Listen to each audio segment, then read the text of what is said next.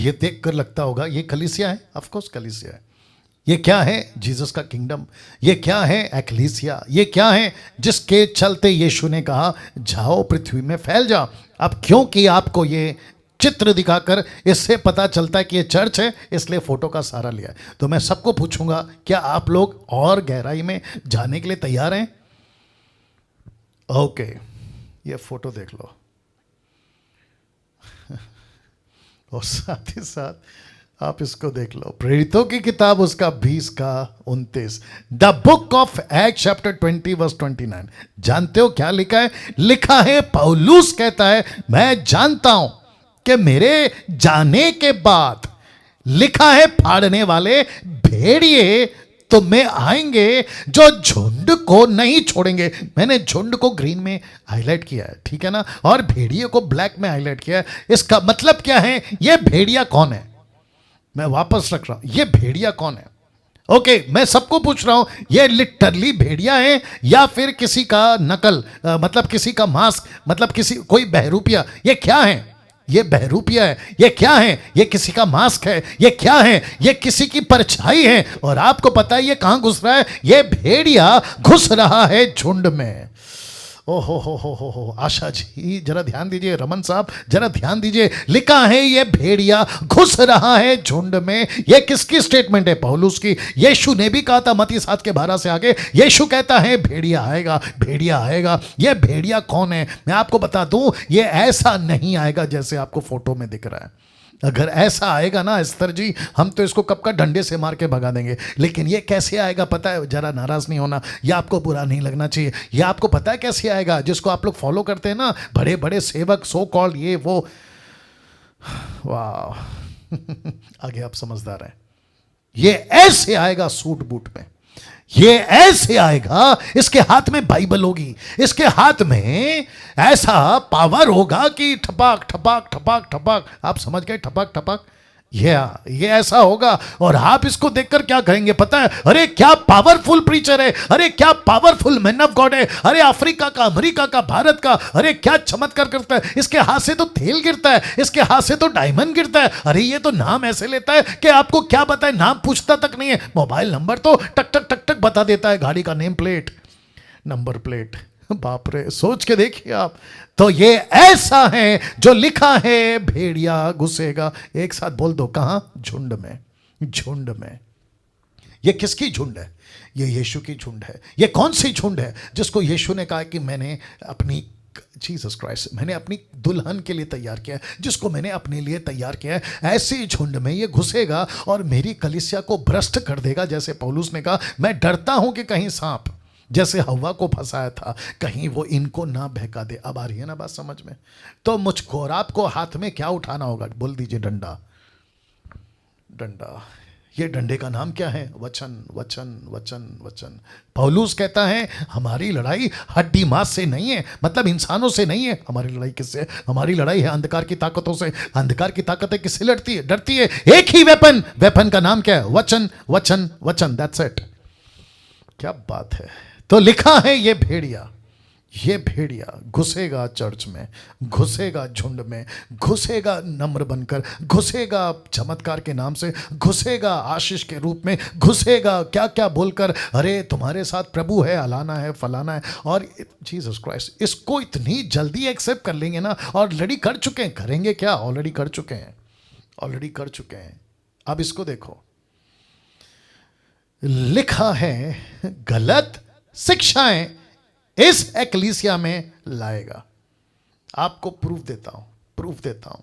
पहला तिमोथी 4 का 1 से 2 में लिखा है, परंतु आत्मा, कौन सी आत्मा? पिन्योमा, पिन्योमा मतलब पवित्र आत्मा। लिखा है परंतु आत्मा स्पष्टता से कहता है कि आने वाले समयों में कितने लोग, बहुत ध्यान से सुनना, लिखा है कितने ही लोग बरमाने वाली आत्माओं, ये है आत्माओं। और पहला है आत्मा, तो वो कौन सी आत्मा? पवित्र आत्मा। ये कौन सी आत्माओं? जिसको कहता है प्लूरल, नॉट सिंगुलर, प्लूरल मतलब बहुत सारी दुष्ट आत्माओं, आत्माओं और दुष्ट आत्माओं की शिक्षाओं पर। तो ये कौन है? ये भेड़िया कौन है? ये ऐसा बाइबल टीचर है, लेकिन इसके अंदर है दुष्ट आत्मा। ये ऐसा एवेंजलिस्ट है लेकिन इसके अंदर है दुष्ट आत्मा। ये ऐसा बिशप है जो लेकिन इसके अंदर है दुष्ट आत्मा। ये ऐसा अपोस्तल है लेकिन इसके अंदर है दुष्ट आत्मा। ये ऐसा वर्शिप लीडर है लेकिन इसके अंदर है ऐसी दुष्ट आत्मा। कौन कह रहा है? डैनियल राज नहीं। ये डैनियल राज नहीं कह रहा साहब।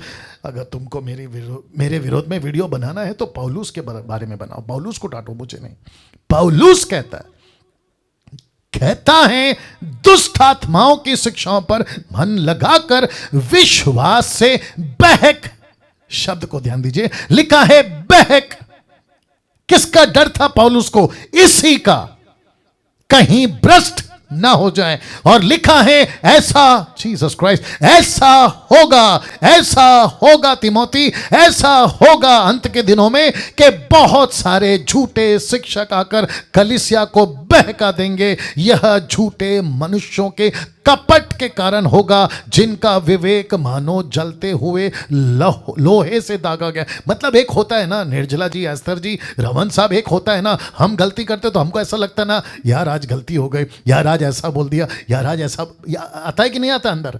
लेकिन इनको नहीं आएगा। पता है क्यों? लिखा है इनके विवेक को लोहे से दागा गया। इनका जो पत्थर, ये पत्थर का दिल नहीं है, इनका लोहे का दिल है। अब आप सोच के देखो, इनकी ज़मीर मरी होगी, इनका कॉन्शियस मरा होगा, इनका विवेक मरा होगा, इनको एहसास तक नहीं होगा। इसलिए तो 200 रुपए में पानी का बोतल कैसे बेच रहे हैं, 200 रुपए में तेल का बोतल कैसे बेच रहे हैं? इनका जमीर मर गया। इनको 15 हजार रुपए प्रार्थना के लिए क्यों चाहिए? इनका जमीर मर गया। ये कहते हैं डैनियल को मत सुनो, मुझ जैसों को मत सुनो। क्यों बोल पा रहे हैं? क्योंकि इनका जमीर मर चुका है। ये हैं झूठे लोग। अब बताइए अब ये फोटो देख लो आप। आज 90% कलीसियाओं में ऐसे ही झूठे सेवक दबे पांव घुस गए हैं। दबे पांव, आप फोटो देख लीजिए, दबे पांव। अब इनको कौन नहीं रोक रहा है? इनको कौन नहीं रोक रहा है? मैं आप लोगों से पूछ रहा हूं, इनको कौन नहीं रोक रहा है? खुद चर्च के लोग खुद चर्च के लोग। इनको चर्च के लोग क्यों नहीं रोक रहे? क्योंकि चर्च को एजुकेट नहीं किया गया है। स्तर जी, इनको एजुकेट नहीं किया गया है। मुझे माफी कर दीजिए, मैं माफी चाहता। हो सकता मंगलवार से आप मेरे साथ में मत आइए, क्योंकि आप लोग वीडियो नहीं बना रहे, आप लोग प्रचार नहीं कर रहे, आप लोग यीशु की आवाज नहीं बन रहे यूट्यूब वालों। क्योंकि एक डैनियल कितना चिल्लाएगा, कितना कहेगा, मुझ जैसे 10% कितना कहेंगे। यही तो मकसद था मसीह मंथन का, कि हम सबको सड़क में निकलना होगा, हम सबको हाथ में डंडा उठाना होगा। क्योंकि ऐसे भेड़िए झूठे सेवक घुस गए और कलीसिया ने खुद इनको वेलकम किया है। क्यों करेंगी? क्योंकि कलीसिया को एहसास ही नहीं है कि ये सच्चा है, कि ये झूठा है। वाह! अब आप लोग सोचो कि आप लोग अपनी स्पीड कितनी बढ़ानी है। मैं बोल बोल के थक गया हूं। वीडियो बनाओ, प्रचार करो। कुछ लोग कहते हैं मेरे से होता नहीं है, कुछ लोग कहते हैं मुझे शर्म आती है, कुछ लोग कहते हैं मेरी ताकत नहीं है, कुछ लोग कहते हैं मेरे पास पैसा नहीं है, कुछ लोग कहते हैं मेरी पर्सनालिटी नहीं। अरे किसको चाहिए तुम्हारी पैसा, पर्सनालिटी और तुम्हारा ये वो? सिर्फ प्रचार करो, दैट्स इट। खरी शिक्षाओं का प्रचार करो, दैट्स इट। यीशु का प्रचार करो। मैं जितने लीडर्स हैं, मैं सबको रिक्वेस्ट करता हूं, अपनी टीम को तैयार करो, अपने लीडर्स को तैयार करो। लड़का हो, लड़की हो, पुरुष हो, स्त्री हो, सबको तैयार करो। बुढ़ा हो, बुढ़ी हो, छोटा बच्चा, सबको तैयार करो। और प्रभु के वचन के लिए, क्योंकि दबे पांव ये भेड़िए घुस चुके हैं। दबे पांव ये भेड़िए घुस चुके हैं। My goodness. देखो क्या लिखा है, 2 तिमोथी 3:13, 2 तिमोथी 3:13 लिखा है, दुष्ट और बहकाने वाले, धोखा देते हुए, और लिखा है आगे, यीशु की कलीसिया धोखा खाते और बिगड़ते चले जाएंगे। यीशु की कलीसिया बिगड़ जाएगी। किसका डर है? पौलुस का। क्या कहा था? मैं डरता हूं। यह कलीसिया किसकी दुल्हन बननी चाहिए थी? यीशु की। लेकिन किसकी बननी है? दुष्ट आत्मा की, शैतान की। किसका शिकार हो रही है? और इसको कहते हैं डर। किसका डर? पौलुस का डर। किसको लेके? कलीसिया को लेके। यही डर है मुझे भी, और इसीलिए मैं ऐसा बन गया हूं। यही डर है मुझे भी, इसलिए मेरी बातें ऐसी बन गई है। यही डर है मुझे भी, इसलिए मैं ऐसी बातें करता हूं। रमन साहब, नहीं तो मैं भी अच्छा खासा गाना गाते, कव्वाली सूफी गाते, खूब पैसे कमाते हुए घूम रहा था, खूब पैसे कमाते घूम रहा था। My goodness. आपकी ज़मीर, आज आपको रात को नींद नहीं आनी चाहिए। आज आपको रात को नींद नहीं आनी चाहिए। लिखा है मत्ती 15:13 में, हर पौधा जो मेरे स्वर्गीय पिता ने नहीं लगाया, क्या लिखा है? उखाड़ा जाएगा। राइट, उखाड़ा जाएगा। अब इसको देखो, लिखा है उखाड़े हुए पौधे। कौन से पौधे? उखाड़े हुए पौधे। इसको एक्सपोज करो, एक्सपोज करो, इसको एक्सपोज करो। इसको एक्सपोज कौन करेगा? मैं सबको पूछ रहा हूं, इसको एक्सपोज कौन करेगा? किसको? ये पौधे को एक्सपोज कौन करेगा? ये इसको एक्सपोज कौन करेगा? यस निर्जला जी, बिल्कुल सही कहा। सब लोग अपना हाथ लो और अपनी तरफ करो, अपनी तरफ करो, मुझे दिखना चाहिए, अपनी तरफ करो। इसको एक्सपोज कौन करेगा? ये पौधा कब का उखड़ा हुआ है, ये भेड़िया कब का भ्रष्ट हो चुका है, ये आपके चर्च में कब का आ चुका है, इसको एक्सपोज कौन करेगा? मैं वापस कहता हूं, इसको एक्सपोज कौन करेगा? अपनी उंगली अपनी तरफ करो। डैनियल राज नहीं करेगा। मैं कहां तक करूं? और तब जाकर मैंने ये पोस्टर रखा है, देख लीजिए। अगर अपनी भेड़ों को बचाना है, याद आ गया फोटो? अगर अपनी भेड़ों को बचाना है तो हाथ में डंडा उठाना होगा, हाथ में डंडा उठाना होगा। लिखा है यूहन्ना 10 का 12 से 13, जॉन चैप्टर 10 वर्स 12 एंड 13। कुछ लोग कहते हैं डैनियल भाई हाथ में डंडा हम क्यों उठाएं? तो तुम्हारे लिए वचन लिखा है, मजदूर जो ना चरवा है ना भेड़ों का मालिक है, भेड़िए को आते दिख भेड़ों को छोड़कर भाग जाता है, भेड़िया उन्हें पकड़ता तितर बितर कर देता है। अब इसको देखो, वह इसलिए भाग जाता है, कौन? चरवा। वो इसलिए भाग जाता है कि वह मजदूर है और उसको भेड़ों की चिंता नहीं। लेकिन यीशु कहता है 10 का 15 में, इसी में कहता है, मैं भेड़ों के लिए अपना प्राण दे देता हूं। I give my life for the sheeps. Yeshu तो भेड़ों के लिए मर गया, तो क्या आप डंडा भी नहीं उठा सकते? यीशु जान दे गया, आप एक छोटा सा वीडियो नहीं बना सकते? यीशु क्रूस पे मर गया इस भेड़ियों को, शीप को इस भेड़िए से बचाने के लिए, ताकि शीप सुरक्षित रहे। यीशु ने जान दे दी। आपको इतनी तकलीफ है कि यीशु के लिए खड़े हो जाएं कि खबरदार भेड़िया, अगर तू मेरे टेरिटरी में आया, खबरदार अगर तू मेरे चर्च में घुसा अपनी गलत शिक्षाओं को, ऐसे डंडा नहीं उठा सकते यूट्यूब वालों। वाह, सही। इसलिए लिखा है कि उसको चिंता नहीं है, इसलिए वो भाग गया। मजदूर है ना, भेड़ों का मालिक थोड़ी है, भेड़ों का लिए जान थोड़ी दे सकता है। लेकिन एक था साहब जिसने अपने भेड़ों के लिए अपनी प्राण दे दी। अब इसको देखिए 20 का 28, इसलिए अपनी और अपने झुंड की चौकसी करो। इसलिए डंडा रखा हूं। लिखा है इसलिए अपनी और अपने पूरे झुंड की। कौन सी झुंड? आपकी झुंड, आपका घर आपका झुंड है, आपके डिसाइपल्स आपके झुंड है, आपका चर्च आपका झुंड है, जिसको आप लीड कर रहे हैं वो आपका झुंड है। और इसलिए जिसके हाथ में डंडा होता है ना, उसके दूसरे हाथ में चॉकलेट नहीं होता साहब। जिसके हाथ में डंडा होता है ना, उसका मुंह, उसका चेहरा, उसकी पर्सनैलिटी सेंटा क्लॉज के बाबा की तरह नहीं होती। वो सख्त होता है, उसके चेहरे पे एक शितक होती है, उसके चेहरे पे गुस्सा होता है, और वो खबरदार करते रहता है कि अगर मेरे टेरिटरी में घुसे। इसलिए लिखा है झुंड की चौकसी करो, जिसमें पवित्र आत्मा ने, किसने? पवित्र आत्मा ने। याद आ गया?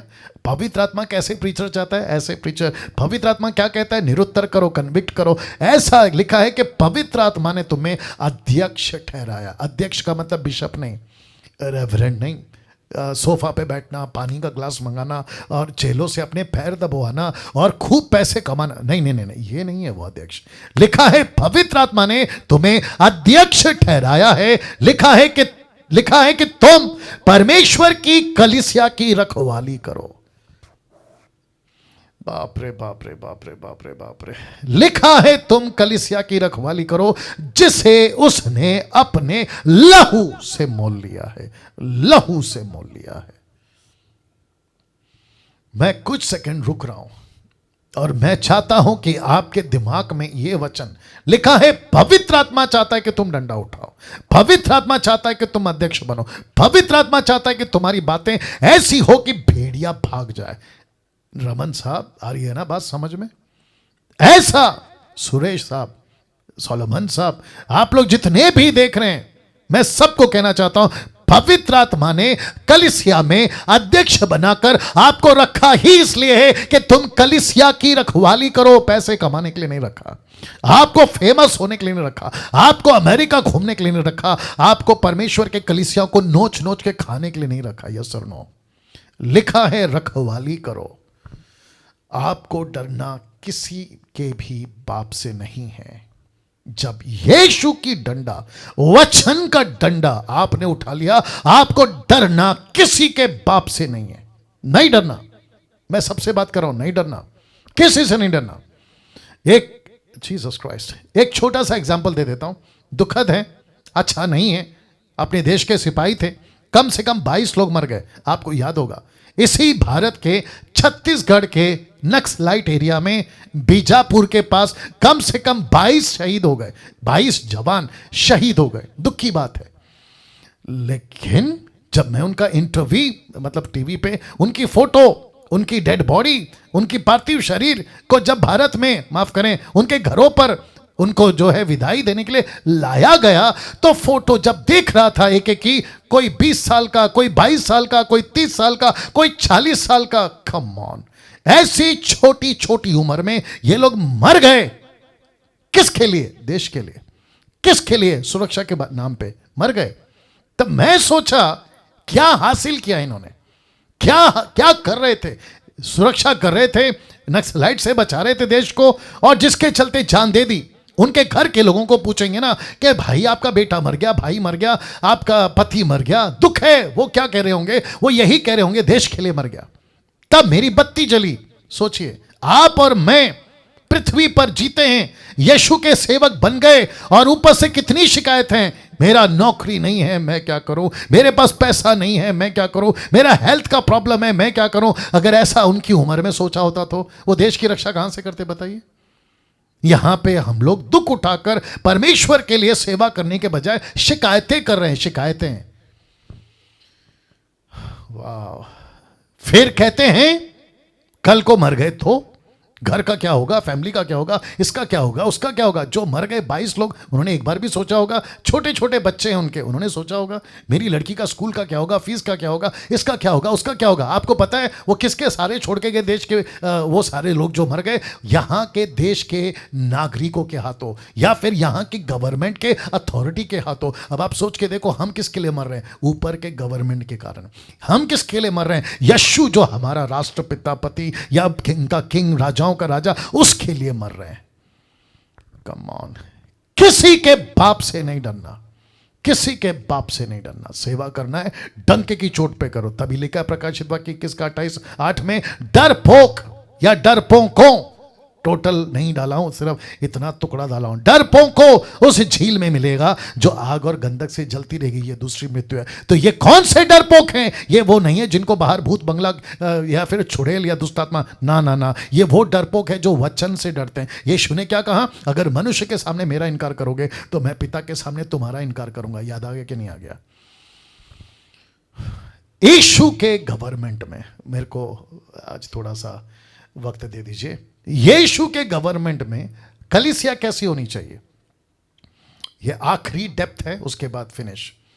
यीशु के गवर्नमेंट में कलीसिया कैसी होनी चाहिए? तो 2 शब्द हैं, एक है प्राइमरी और दूसरा है सेकेंडरी।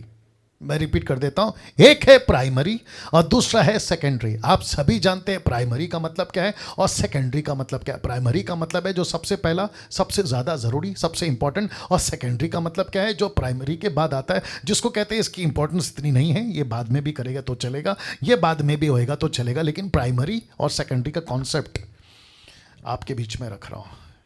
क्या है ज़रूरी, क्या है ज़रूरी और क्या नहीं है ज़रूरी, ये 2 बातें आपके बीच में रख रहा हूं। आप लोग जल्दी से सेटल हो जाएं जी। वाह, क्या बात है। लिखा है प्राइमरी, सेकेंडरी कॉन्सेप्ट, क्या है जरूरी और क्या नहीं है जरूरी। सबसे पहला बात करते हैं प्राइमरी की, तब आपको सेकेंडरी समझ आ जाएगा। तो चर्च में प्राइमरी का मतलब जो सबसे इंपॉर्टेंट देती है चर्च, सबसे ज्यादा इंपॉर्टेंट देता है चर्च का पास्टर, जो ऐसी चीजें जिसको कहते हैं प्राइमरी, ऐसी कलीसिया कैसी होनी चाहिए? कलीसिया जो इन बातों को लेकर चलती है। कलीसिया में ये सब बातें होनी चाहिए, जिसको कहते हैं प्राइमरी, फर्स्ट आना चाहिए। एरो देख लो, एरो देख लो। तो सबसे पहला है खरी शिक्षाओं का प्रचार।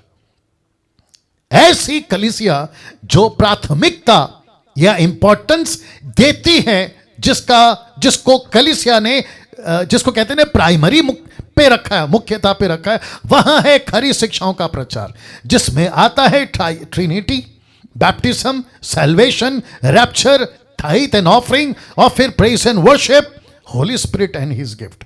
तो जिसका मतलब है कि ऐसी कलीसिया जो ट्रिनिटी, त्रिएक परमेश्वर को ठीक से सिखाए, जिसको कहते हैं सही शिक्षा। दूसरा, बैप्टिज्म को ठीक से सिखाए। 3 नाम एक बार, 3 नाम एक बार, एक नाम 3 बार नहीं। वाह, वापस आना पड़ेगा। वापस कहता हूं, 3 नाम एक बार डुबाना, ना कि एक नाम 3 बार डुबाना। या पिता पुत्र पवित्र आत्मा, ठीक है ना। बैप्टिज्म का concept, salvation, one saved always saved नहीं मानते, क्योंकि बिब्लिकल नहीं है। आपको उद्धार पाना है और आपके उद्धार को संभाल के रखना है, ये आपका काम है। रैप्चर, जो कि 3 कॉन्सेप्ट हैं, pre rapture, mid rapture, post rapture. हम कौन से वाले? हम प्री रैप्चर वाले। यीशु के पहले जो क्लेश है एंटी क्राइस्ट का, उसको हम नहीं देंगे। मैं उसको रखूंगा संडे को, हम उसको नहीं देखेंगे, कलीसिया उसको नहीं देखेगी। क्यों? यीशु की दुल्हन है, क्यों यीशु का राज्य है, क्यों उसकी कैबिनेट है, क्यों उसके लीडर्स हैं, वो क्यों जाएंगे एंटी क्राइस्ट के अंदर? क्या बात है। जिसको कहते हैं pre rapture, pre rapture, pre rapture, Trinity, baptism, salvation, pre rapture और टाइथ एंड ऑफरिंग। आपको सबको पता है कि पैसा जबरदस्ती नहीं लेते। ऐसी कलीसिया जो पैसे को जबरदस्ती, टाइथ को देने के ऊपर ही इनका फोकस है, ऐसी बातों से जो सिखाती है, जिसको कहते हैं प्राइमरी, जिसको कहते हैं खरी शिक्षा। फिर कहते हैं प्रेज एंड वर्शिप, घंटों नाचते रहना, घंटों गाते रहना। इसको लेकर कॉन्सेप्ट क्लियर कर लेगी। होली स्पिरिट का गिफ्ट, जिसमें बहुत कुछ आ गया, और खास करके अन्य भाषा, जिनका ये कॉन्सेप्ट क्लियर है। और ऐसी कलीसिया जहां सेवक का चरित्र सही हो, ऐसी कलीसिया जहां सेवक का चरित्र सही हो। चरित्र का मतलब आप समझ गए? कैरेक्टर, याद होगा आपको, कैरेक्टर या वचन। लिखा है इब्रानियों 13 का 17, किसकी बात हो रही है? सेवक की बात हो रही है। लिखा है अपने अगुवों की मानो, उनके अधीन रहो, क्योंकि वे उनकी नाई तुम्हारे प्राणों के लिए जागते रहते हैं। यह अच्छा लीडर है, यह अच्छा लीडर है, यह अच्छा लीडर है। लिखा है ध्यान देना, लिखा है जिन्हें लेखा देना पड़ेगा। किसको लेखा देना पड़ेगा? लीडर को या चर्च को? लीडर को। ऐसा लिखा है सेवक को अपने जीवन का लेखा देना पड़ेगा, कि वह या ये काम आनंद से करे, ना कि ठंडी सांस लेकर। फिर लिखा है क्योंकि इस दशा में तुम्हें, किसको? कलीसिया को कोई लाभ नहीं है। ऐसे पास्टर से तुम्हें कोई लाभ, मतलब ऐसे पास्टर से चर्च को कोई लाभ नहीं है, क्योंकि वो ठंडी सांस लेकर, ठंडी सांस समझ गए, चर्च का पैसा लेता है, खूब इंजॉय कर रहा है, टाइथ एंड ऑफरिंग खूब इंजॉय कर रहा है, बोला पैसे दो पैसे दो पैसे दो पैसे दो। जैसे कल के दिन सिस्टर आशा ने प्रार्थना किया, पैसे को लेकर क्या क्या गड़बड़े हैं। ऐसी कलीसिया जहां मिशन की बातें होती है, प्राइमरी, जहां सोल विनिंग होता है, जहां मेकिंग डिसाइपल होता है, जहां प्लांटिंग चर्चेस होती है, जहां सेंडिंग मिशनरीज होते हैं, ऐसी कलीसिया जिसको कहते हैं प्राइमरी। अब बात करते हैं सेकेंडरी, आना चाहिए था ना यहां पे प्राइमरी कैसे आ गया? ओके, इसको ठीक करेंगे स्लाइड पे, लेकिन आप लोग इसको सेकेंडरी समझिए। अभी पूरा हट जाएगा, मेरे को पूरा बैक जाना पड़ेगा।